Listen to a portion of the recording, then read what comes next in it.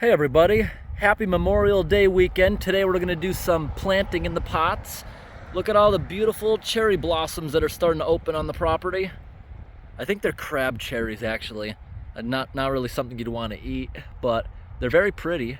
So everybody, I bought 4 of these planters that I have around the yard. You see they're made out of old Jack Daniel's whiskey barrels. And on the bottom, when I drilled some holes, because they're watertight, they used to hold whiskey, the shavings smell just like whiskey. It's amazing. Maybe that'll help preserve them or something, but they're already rusted. They already look kind of rustic. And I know they last a pretty long time. This pot right here, there's bulbs in there from tulips. If you saw in a previous video when they were live, those will come back up next spring. And here are some perennials. I honestly forgot what they are, but it's this long skinny flower. It has a long stem with a bunch of flowers along it. I forget what it's called, but I put some bulbs of them in here. And yeah, this is just gonna be perennials, nothing really edible. The other pots, I'm gonna have tomatoes and marigolds though. Let's go set those things up. Everybody, along the back sidewalk of my house, I have these 2 pots. These are not the Jack Daniel's ones. These ones actually have pre-drilled holes. These ones are painted black and stained. You know, they look a little better. I didn't want the other ones because they would leave rust stains on the concrete. And look at this bee. What's up with this bee right here? It looks like he's trying to clean himself, maybe. I think he's all right. I think he's trying to clean himself or something. We'll check back in on this guy in a little bit and see if he's all right. So right here, I have the tomato cage. I'm gonna plant 1 tomato in the middle. I'm gonna put maybe 3 or 4 marigolds around it. Marigolds are a natural pesticide because I don't like using any insecticides, anything like that on my property because we have well water. There's 3 wells on the property and I don't want them to become contaminated. The drilled well that I drink out of for the house, it's unlikely it would become contaminated because drilled wells deep into the bedrock, it's usually getting water from someone else. It's a good thing and a bad thing. You can put things on your property and don't have to really worry about it getting in your water, but pesticide from someone a mile away could possibly get into it, but it would probably be diluted by the time it got there, thankfully. But I have 2 dug wells that I do not drink out of. This property used to be in a logging camp, but then it was abandoned. That's why there's a bunch of dug wells. There's 3 dug wells on the property, and they're functional. I got them all working with hand pump wells, just in case the power ever went out. I'm kind of a prepper, and it's fun. They're in convenient parts of the yard. I don't have to drag hoses over or anything like that. Here's a strawberry plant I transplanted. All the leaves died and it just regrew again. Oh, someone's here. We'll get back to this in a moment. So right here we got a bunch of tomato cages. This is for the big garden. I'm not doing this today. I'm gonna do it tomorrow. These are small ones I found on the side of the road for free, and I bought a whole bunch of these because I am mainly growing potatoes. I'm tomatoes this year. I love those things recently. So I'm growing, we're probably gonna have hundreds of them by the end of the year. Those did extremely well. Out of the peppers I planted, a lot of them had failures, so we'll try again next year. I'm not gonna buy that seed packet you saw me using this year. Next year I'm just gonna buy individual packets at the store. It's cheaper and I'll get exactly what I need without having to donate any of the rest of them. And yeah, I don't think there's gonna be another frost this year at all. 2 nights ago we had a deep freeze. The grass all turned white with frost. It killed a good amount of stuff. But the foreseeable forecast every day is in the 80s. Nighttime temperatures are all in the 50s. Growing season starts in 5 days. I think we're pretty safe. So right here is the actual big garden. This is where most of those cages and tomatoes are gonna be going. Some people told me to leave the fabric down because it helps retain moisture. And I'm gonna give that a try. So in that case, I'm gonna leave the logs here to hold it down from the wind. I was gonna split the logs so we could use it for home heating, but we'll leave them there for now. We'll split them at the end of the year. They'll be nice and seasoned despite the watering the garden, I think. You see in the background, I have a good stockpile right there. So, because I don't know what I'm gonna need, and I'll use that eventually, whether it be this year or next year. And you see I have a good amount of mulch. I'm gonna put in the pots as soon as I am done. And like I mentioned, there's one of the wells right there. The one right there with the bucket on top of it. It's a manual well in case of a power outage. I'll go show you that. So I have an electric fence right here, not hooked up yet. But as soon as I hook it up, I'm gonna test it myself just with the back of my hand. I just wanna see what it does, but this should keep critters away. I was told it probably won't keep the bear away. I was told when I bought this, I gotta fix some of these. Oh, that's why. I think it's missing one of these that was holding it. There's a spider friend there. He scared me for a minute. I was told by the Tractor Supply, if I have bears, put peanut butter on it because they have to get it on the nose and they'll learn not to come near it again. So yeah, in case of a power outage or apocalypse, I got this thing here, which I can hook on to the pitcher well, pump myself, and use this thing to flood ditches. It comes out of that thing fast. It fills a 5-gallon bucket in 20 seconds. It wouldn't take long to water and flood the ditches in that. But it's not gonna have ditches this year because I'm leaving the fabric down. We will see. It depends what the ground, if it's too compacted, I'm gonna tear it up, and I'm probably not gonna put it back down. I'll probably just use mulch. We will see. We'll see how it looks. And that's the drilled well. That goes down 200 feet. This one here goes down 12 feet. The last time I checked, it had 3 feet of water at the bottom. Another well on the property goes down 10, maybe 12 feet, and it's filled almost to the brim. You can even see puddles around it. That's how high it is. Yeah, this is the driest part of the property. The water table is currently about, this time of year, 6 feet below my feet. Summertime, it'll go down to like 10 feet below my feet. Wintertime, where I am now, it'll be like 3 feet. Some pump has to run all winter long. That's why I got rid of the sump pump. I put a gravity drain in. I had just the right elevation. But you see how the yard slopes? Once you get to that point right there where those log piles are, water table's like a foot even in the summertime. It's a swamp, but it attracts a lot of nature. Unfortunately, you see all the trees are doing kind of bad. That's because we got invasive insects. Look at this pine tree here. It's gonna die this year, I can tell. And it's just the heat. I think we might have another drought this year. 80 degrees every single day this week. 80 degrees is even hotter than summer norms in Maine. It's not normal, and there's no rain in the forecast again. None. I think we're gonna be just like last year. Southern New England's already starting on the drought monitor. These trees, these pine trees can't take it. These type of, well, some of them are pine trees. The other ones here are fir. They can't take it. Their climate line, I can tell, is moving further north. They need a lot of water and a lot of cold. Otherwise, they're weak, and the bugs are just attacking them. I'm pretty sure that the majority of my pine and evergreen trees are going to be replaced over the next decade or so with leafy trees. They just can't handle it. Trees like these are meant for tons of snow and stuff, and they can't handle it anymore. But you may ask me, how are the trees struggling for water if your water table's so high? Pine trees have very shallow root systems, rarely going deeper than 3 feet. You can tell right here when they uproot. That's like 2 feet, if you look at that.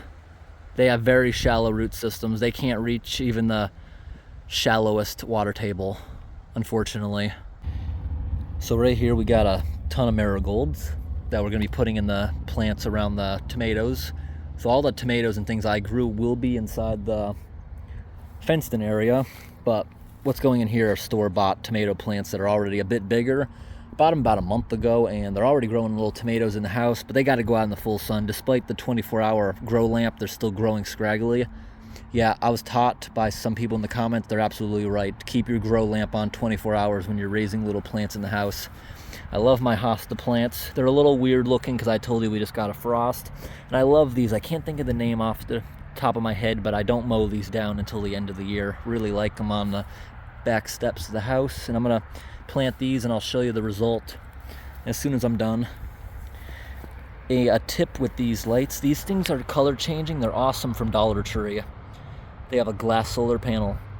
They last years. I have some that are 8 years old from Dollar Tree, still working perfect with the same battery and everything. Glass ones don't turn white in the sun, amazingly. Now, if you had a pot that was like out all winter, or you haven't used it in a while, it might be kind of hard and you might need a shovel, but this is pretty soft. I mixed tons of peat moss in here, so it will stay wet for weeks if I was away. So I'm just gonna make a good hole with my hand. And here's the plant from in the house. See, it's a little scraggly, but it'll strengthen up nice. See, it's even got a couple little baby tomatoes that I'll probably be eating in a few weeks. And the good thing about these pots is even if there was another good deep freeze, I could easily put a garbage bag, a 55-gallon garbage bag over the entire thing. So be pretty easy. Let's go ahead and, yep, it's a little too deep.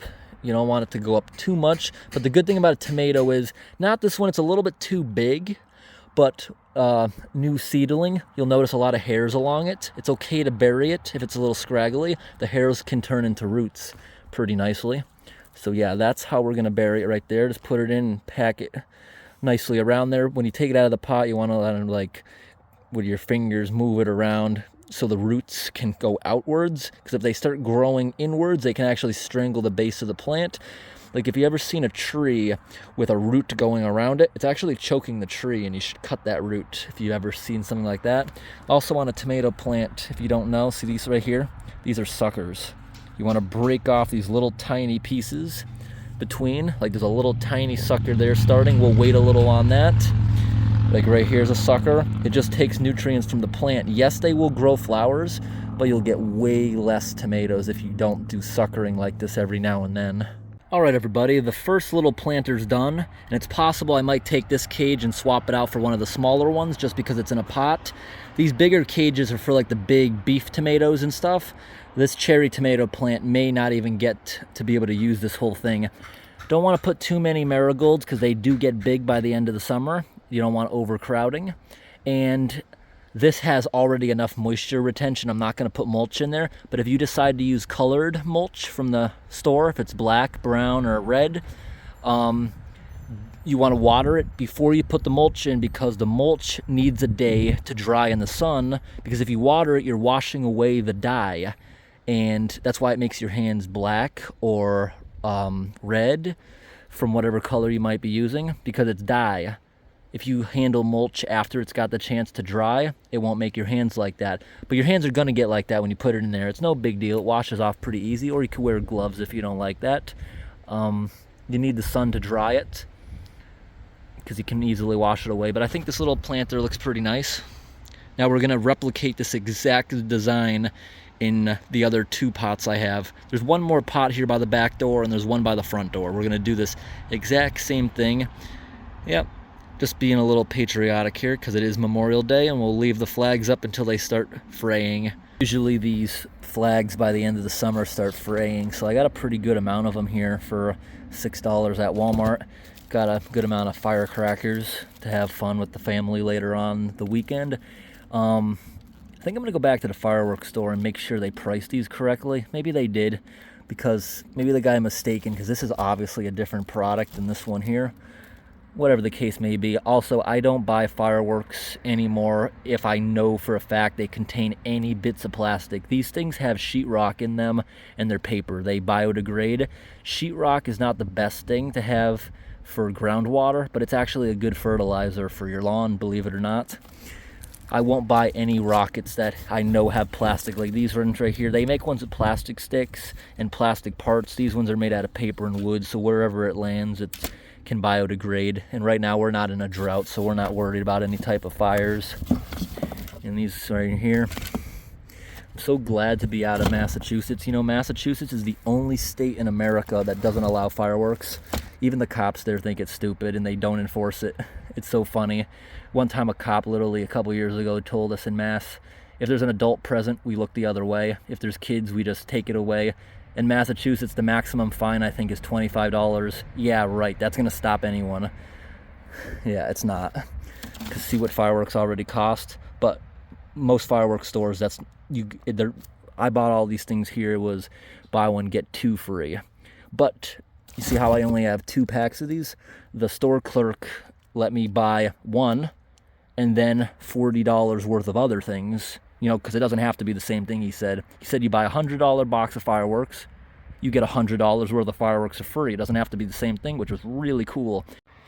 You saw everyone how I have that stockpile of potting soil. Well, I'm keeping all these little pots because I'm going to use these next year for growing my indoor plants. Not buying those little tablets you saw me using where you add water and they swell, because it's a pain in the butt. You have to take off, you don't have to, but you should take off the little netting around it because it restricts the roots. But these are better because you can just go ahead and pop them out. And it's free from the plants I already bought. Because I will probably keep buying these pre-grown ones just to do these things because it looks nice right away. Also, I only intended on those plants being in the house and they're getting, ooh, a tick. I intended on them only being in the house for about 2 weeks before putting them outside, but this year was a lot colder than normal. The spring was anyways. Summer doesn't look like it'll be. But they were in the house slightly over a month. And they got much bigger than I thought for those little things, but I think it'll be all right. In these, no problem being in the house even up to 2 months. Maybe start them even earlier and they'll be more established. Much better to use these, and you can buy these trays empty, really big. One's a tray with sizes like this that's got like 100 of them. Put it on a whole table in the house with a couple grow lights. That's what I'll do next year. I'm not going to use that little kit again. But if you live in a place where you only plan on having it in the house for like 2 weeks, for the price, you can't really beat it. That 72 planter starter was, I think it was only $8. Not that bad. So you don't damage these containers so they can be reused, and also it's just outright easier. Take them all out at once, then you can break them apart, roughen up the roots a little bit so they don't strangle themselves before you go ahead and put them in the soil. All right, we just put some marigolds in these planters. Gonna put 2 tomatoes in the pots, and the planter in the back is gonna be hot pepper plants. I think this looks really nice. Got these right here from the Dollar Tree. Again, they got glass solar panels, so they last quite a bit of years, actually. So these I will be putting mulch in after I put the stuff in. These are going to be vegetables that I actually grew from seeds, and because it's such a far walk from the house, the hose doesn't reach, I'm going to have to come out here with watering cans. We will put mulch in afterwards. Wow, I can feel them. There's a lot of ticks in the yard. You know, people told me about things I could do about it, like nematodes. I won't do that because it's a great idea if you live in a city where there's already pesticides and stuff, but we have frogs everywhere. I raise frogs on this property all the time, and we need them to be able to have bugs to eat, and it kills a lot more things than just ticks, which is the issue. So I won't be doing that, but my best solution I have found is attracting the wild turkeys to the yard. The flock hangs out here for like a day, they're gone. Turkeys have great vision. They go around and they eat all the ticks. So that dark blue planter right there, this far out in the yard, about a 50-foot walk away, we got this, rather than walking 300 feet back to the house. This is way better to get water to water that stuff. So this type of well needs to be primed. It has a rubber diaphragm. You have to pour water in here. It swells up to get compression to pull it out of the ground. This is the well I was telling you about. Very high water table. This is a container I leave on the ground in case the tree frogs want to lay eggs. I hope they lay eggs in here instead of one year they left them in there, and that does dry up and it kills all the tadpoles. Oh, there's actually a frog. See that movement? Yeah, if we see tadpoles, they got to be moved because they will die there. But it's a good thing we got this high water table. Just take that right there, go up top, pour some water in the well, and wait like just 2 minutes for the diaphragm to swell. It's been about 5 minutes. Proof that it's absolutely because of drought. See how the water table's here within a few feet? The pine trees in this section of the property look pristine. They look beautiful. No signs of dying. It's because the rest can't get water. It's the extreme heat these couple years, and this is basically proof of it. The bugs aren't attacking the healthy trees because healthy trees produce sap, which is it keeps the bugs away. All right, it's been about 5-6 minutes. Let's see if this thing is ready yet. Not yet, amazingly. Last time I did it this spring, it only took 2 minutes. But once you get this thing swelled and primed, you don't have to prime it if you use it at least once a week, I've noticed. Well, that's how it was last year. And I'll be watering that planter at least twice a week, so that should keep it from having to do this stuff again. And these things have weep holes so that the pitcher doesn't stay full of water. A weep hole is good because, like, like if I walk away from this thing, come back, I can immediately use it again. But a weep hole means it allows it to go back down the pipe so it doesn't freeze in the winter. So this section of my property, look how green the ground is. The trees are beautiful, but yet right over here, elevation goes up no more than 10 feet. The trees actually start to look like junk. They're dying. The forest floor looks horrible. It just proves what water does for a forest. Now this flat area, it's flat. You know why it's flat? Like I mentioned earlier to you guys, its property used to be a logging camp. That's why that's there. I believe this area was filled in so they could have cabins or where however they were camping out here in the middle of the woods back in the day before the obvious highway in the background was here. So I believe they filled this swamp in to build this up so they could use it for their camp, and that's why all the wells exist here. I have to go ahead and I need to order a spare diaphragm or two for each of these wells. It's definitely something you want to do if you're into prepping, because believe it or not, when these things are dry, creatures like earwigs will go in there and eat the rubber. If any of you are interested in how I restarted these abandoned wells, you can search up on YouTube, type in post 10 wells, and it should come right up. Anyways, it was absolutely my fault. This thing would have started in like the first minute. I didn't put enough water in there. They swell pretty fast. Just realized I did not put enough water, but here we go.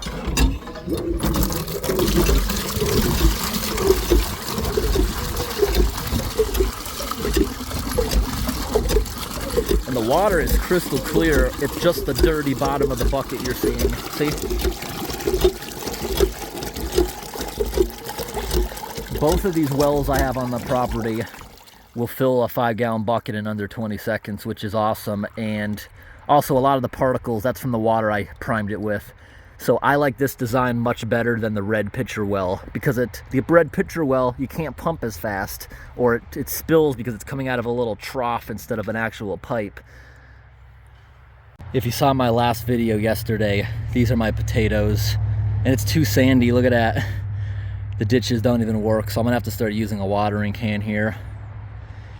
I think I might end up just putting peat moss around in here to help the potatoes too. Just really sandy. Perfect. Nice and watered. We'll do it again tomorrow when we plant other stuff. You see how close the well is? It's right here. It's awesome because if the well wasn't here, I'd have to walk 300 feet the other way to the house. You know, I could just buy 300 feet of hose, but I actually find this very, very enjoyable, taking the walk out here every couple days to water stuff. I actually just scratched that up like crazy, the stainless steel, because I put this down in the sandy area and it's like sandpaper, so I want to wash all that off. Perfect. I like it.